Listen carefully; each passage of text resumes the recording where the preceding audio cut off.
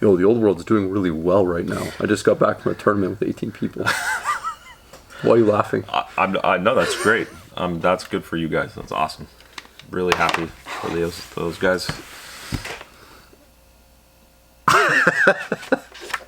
Hey guys, welcome to the Lords of War Games and Hobbies video.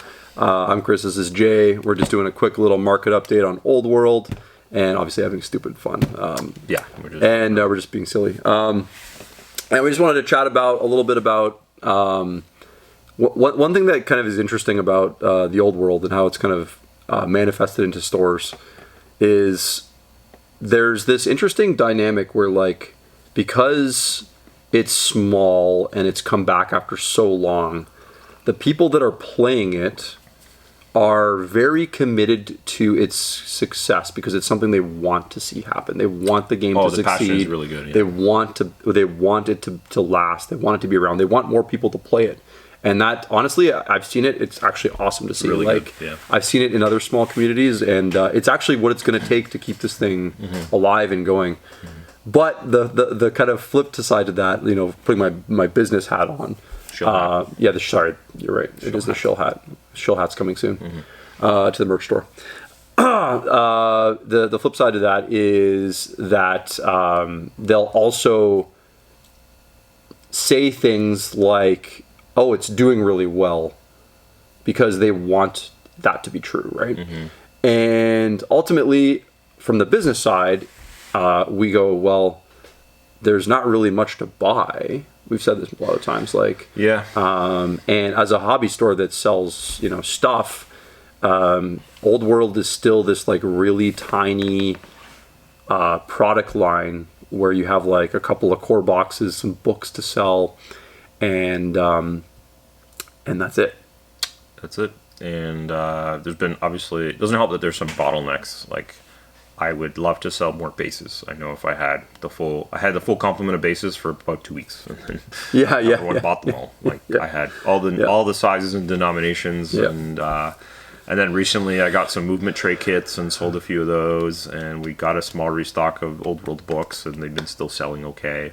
But really, there's just not a lot to sell. And then, as we predicted, and I know. Those of you can go check with the people who are like, oh, you guys are just haters or doomsayers. And I was like, as we predicted, the models made available for sale, like as in reboxings of old orcs or old Bretonnians or old Tomb Kings, all of that gasoline has like worn right off. It's just like burned away. So case in point, we just had a massive wave of orc and goblin stuff, reboxings. Like there was like, I don't know, 10 things. It was like boar boys and orcs on foot and heroes and rock labas and all that. And I had one ask from my customer base that was. We sold, we sold like 5 or 6 of the journals, which people are buying the books. The journal card pack and dice still sell fine, but even then, there's a certain saturation where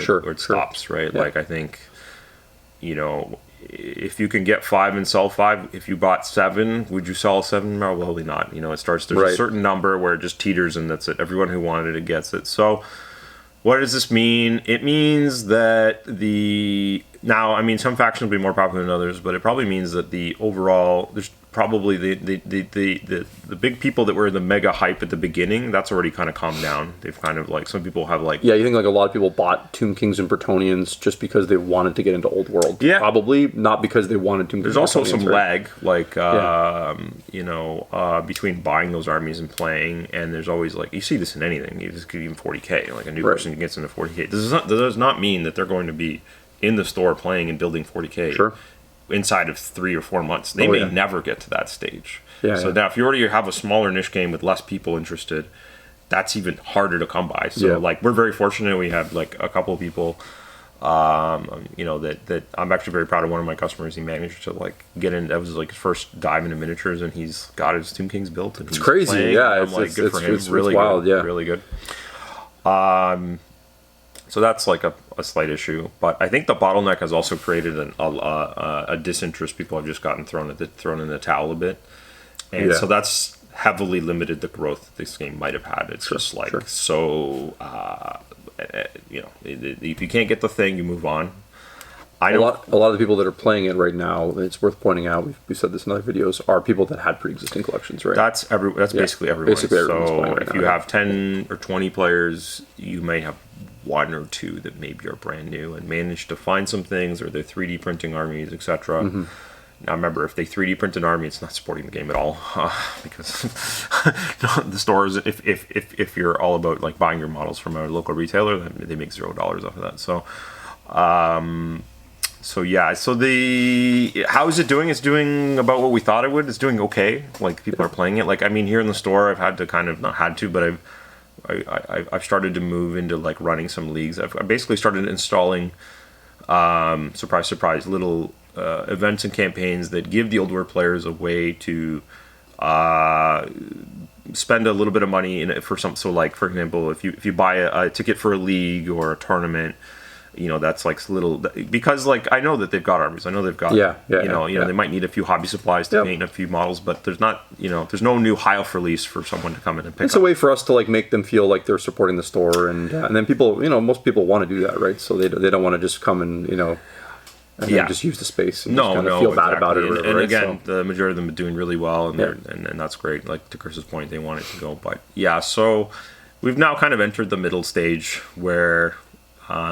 It's, we'll continue to get the new, what the dwarves are next. I think there's like, there's always like an army box, and, we always get a few of everything, and we'll see. I think the game will need like a further, it very much reminds me of the Horus Heresy 1.0 time, where it was able to exist or take off because of that Betrayal of Caliph and Burning of Prospero, and then the Forge World books that came out. Like, people really took it and made it like a thing. So I'm oddly already more excited for the 2.0 version of this game, because hopefully that's when Games Workshop says, okay, we've justified a business case for making lots of new minis, because I think that would really, now stores are like, okay, new minis, people are going to buy those. I can actually have sections in the store, Exactly, yeah. Right. Yeah. So it's tough for me to be like, oh, I want to stock these Reeboks Orc thing. When you go to eBay, and it's like dozens of, people with their old, and it's the same model. It's like, how do you... Yeah. And then here's my other little empirical evidence of like, where's it going. So like, I would consider myself or Chris and I built and painted many armies. We know how to go about this. We know how to like get our projects going. It was 5 months in, and I still can't play this game because I don't have everything I need, or I don't have like so this is like some Chaos Legionnaires from Warcry that I put on square bases and got a movement. So I just got like, it's like procuring all these things has taken me so long. So that's like, if someone who has like the skills and means to do it and can't, it's it's not great. And then the last bit I'll talk about is the game a tiny bit, and so the meta is in an interesting place. It's they've done their job. They've got the rules out. They've released erratas and FAQs, which is cool. I fear though that, and maybe this will be wrong, that as the months tick by, maybe as new factions come up, that the meta will slowly get really bland, rigid's a better word, because things have been kind of solved. Obviously, a small, I don't know if we call it a problem, but a feature or a thing about the game is the hybridization of the hero and monster profile. Has kind of, we've seen this in Horus Heresy with things like Leviathan Dreadnoughts and Contemptor class Dreadnoughts that have toughness instead of armor values. They are very hard to kill, and every competitive army has one or more of these things. Yeah. And so that's going to just kind of, like, there's not a lot of tools to deal with it. And then Games Workshop's, like, basically said that, like, we're only supporting 9 of these armies. There's a lot of people that play non-core book armies. They play vampires, they play lizardmen, demons, they play Skaven. So some of these are other things that really scratch my head in general. This is more of an issue with Games Workshop, is how come you have like certain ranges that have brand new models releasing and you didn't factor them into old. It's funny because like we can like actually make money on that stuff. That would be great. Why should funny, you? Don't you think I should be able to sell a Source Warrior to an Old World player? I don't understand. That'd be pretty why cool. not. Why wouldn't I? I mean, I can, and some people Yeah. will say, oh, you know, a lot of people will say, God bless them, that PDF armies they're just as valid. I'm like, sure, they are, but when you have the company that makes the game already tell you before the game released that we are not, here's the rules and we're not doing anything else with them ever. I mean, they could walk that back, but obviously, yeah, it kind of is like, automatically, I'm like, oh, I'm not going to touch that because I don't know what's going to, maybe it'll get cut, maybe it'll get, you know, whatever, right? It makes me not want to invest money into it for sure. Yeah. If I had some already, like, you know, we've seen, like, digging them out of the bins or whatever. And then the other side of it is, and we've witnessed with Horus Heresy, is once they kind of release the books, they don't really, like, I don't know if they're going to make a new rule book or a new thing anytime soon, you know. So well, you can argue that they're literally giving. That's a feature of the game that they're selling people on. True. It's not going to change. Exactly. Yeah. And you know, a lot of people do end up in those games because they don't like the quick pace of change in the other games. But this is the catch-22, right? Is you can't have it both ways. No, you can't. And you know, we find people in both situations begging for the other one. You know, and it's kind of it's almost like this weird tragedy you get stuck in where you're like, yeah, I like that the you know, I can get a game in once every 3 months and I know that things are more or less the same.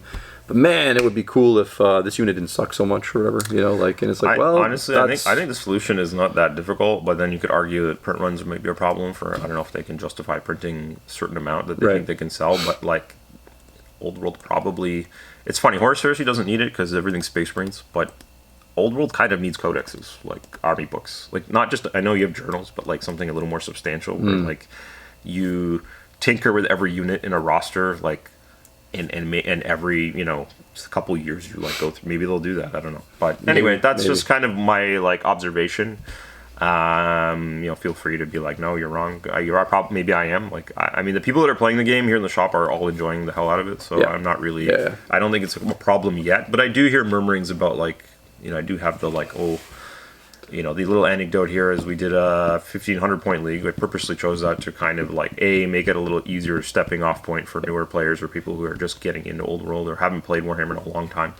And also to kind of limit the number of monsters that you can take. Now, obviously, like, a lot of armies can still take a guy and a dragon or whatever.